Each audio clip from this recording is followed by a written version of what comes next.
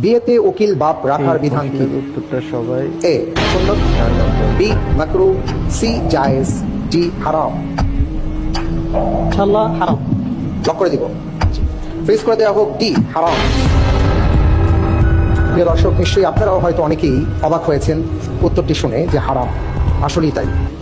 আমরা দেখি যে আমাদের বিয়ের আসরগুলোতে উকিল বাবা নামে একটা অপশন আছে এবং সেখানে উকিল বাপকে সামনে উপস্থাপন করা হয়, যার সাথে সেই কনের দেখা দেয়া হারাম এমন অনেক ব্যক্তিবর্গকেও উকিল বাপ হিসাবে গণ্য করা হয়। ইসলাম কেন এটাকে হারাম বলেছে, আর ইসলাম বিয়ের ক্ষেত্রে ওয়ালি কে হবে এই ক্ষেত্রে কি বলেছে, আসুন একটু জেনে নেবার চেষ্টা করি। উকিল বাপ বাংলাদেশের সুপরিচিত একটি পরিভাষা। এখানে আছে দুটি শব্দ, উকিল ও বাপ।